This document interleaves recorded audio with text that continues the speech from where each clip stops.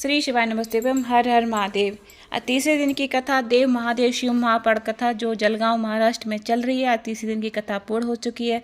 आज गुरुजी ने हमको कुछ नए उपाय बताए हैं। अगर आपने यह उपाय अपने जीवन में उतार लिए तो आपका भी हर चीज़ सफल हो जाएगी, हर रास्ते आपके खुल जाएंगे। गुरुजी ने बोला है आप शिव जी पर बैठकर जल कहाँ चढ़ाना चाहिए। वैसे तो आप कहीं भी बैठकर चढ़ा सकते हैं, जहाँ जलाधारी होती है बस वहाँ नहीं बैठना चाहिए।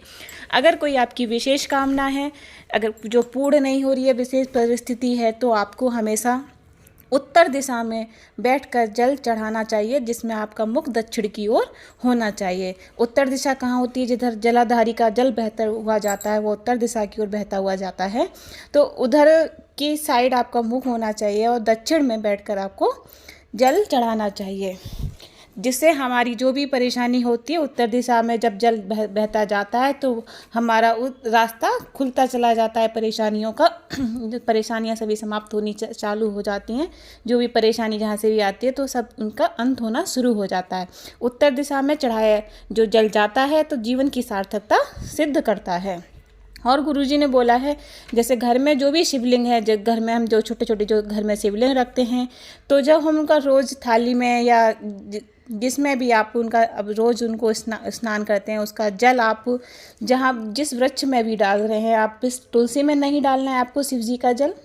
सिर्फ किसी भी वृक्ष में पौधे में आप जब जल डाल रहे हैं तो उस समय भी ध्यान रखना है आपका मुख जो शिव जी घर में जो शिवलिंग पर आपने चढ़ाया है जल, उसका जल आप जिस वृक्ष में डाल रहे हैं तो हमेशा आप ध्यान रहे, जब भी आपको याद आ जाए तो हम उत्तर की ओर मुख कर ही वो जल चढ़ाएं, जिससे आपके काम सफल होना शुरू हो जाएंगे। आज के गुरुजी ने ये कथा में यह हमको बहुत ही महत्वपूर्ण जानकारी दी है। अगर आपने नहीं अभी तक ऐसा किया है तो अगर कोई विशेष परिस्थिति है तो यह उपाय आप अवश्य अपना कर देखें अपनी ज़िंदगी में। और घर में भी रोज़ जो अपने छोटे से शिवलिंग रखे हैं उनके ऊपर जल अवश्य चढ़ाएं, थाली में या जिसमें आप रख सकते हैं, बाल्टी में छोटे से शिवलिंग हैं उनके ऊपर सिर्फ आप सिंपल भी जल चढ़ा सकते हैं। अपने घर के मटके से लेकर जल चढ़ाएं, जिससे आपके घर भी हमेशा सुख शांति और समृद्धि बनी रहे।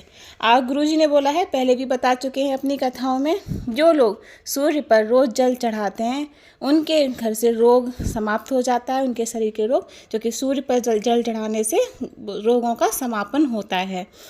आज गुरुजी ने बताया है पिता को हमेशा अपनी बेटी के लिए एक संकल्प लेना चाहिए। जब भी अपनी बेटी की शादी के लिए जाए उस समय उसको संकल्प अवश्य लेना चाहिए, जैसे जनक जी महाराज जी ने लिया था कि उनकी बेटी की शादी उसी से होगी जो इस धनुष बाण को भेद सकेगा, इसलिए धनुष तोड़ेगा, उसी से उनकी शादी। इसलिए हमेशा अपनी बेटी के लिए पिता को एक संकल्प लेना चाहिए कि जिस लड़के के साथ उसकी बेटी की शादी हो, चाहे उसके पास ज़्यादा पैसा हो या ना हो, धन दौलत हो ना हो, पर लड़के में इतने संस्कार होने चाहिए कि वो मेरी लड़की का सम्मान करे। कहीं लड़का गलत व्यसन, गलत संगति, कहीं वो शराब तो नहीं पीता है, ये सब चीज़ें देखकर कहीं लड़के में कोई ऐप तो नहीं है, मेरी लड़की को कहीं दुखी तो नहीं रखेगा।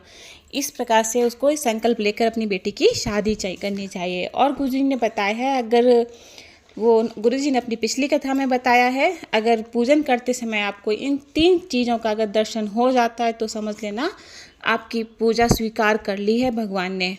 यह पूजा पहला जो बताया है गुरुजी ने, अगर आप पूजा कर रहे हो, गौ माता आकर आपके घर के गेट पर खड़ी हो जाए तो समझ लेना आप भगवान ने पूजन आपका स्वीकार कर लिया है। दूसरा बताया है, आप पूजा कर रहे हो, अचानक से बहन बेटी घर के दरवाजे पर आ जाए तो समझ लेना पूजा आपकी सफल हो गई है।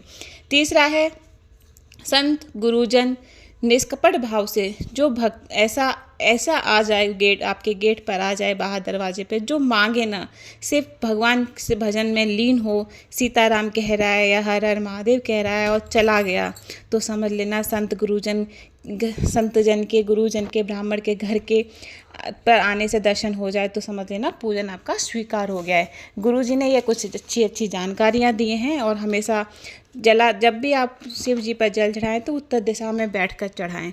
अगर आपकी कोई विशेष मनोकामना है जो आपको पूरी नहीं हो रही है और घर में भी जो शिवलिंग आपका है, तो हमेशा प्रयास करें कि उत्तर दिशा में ही बैठकर आप उन पर जल चढ़ाएं।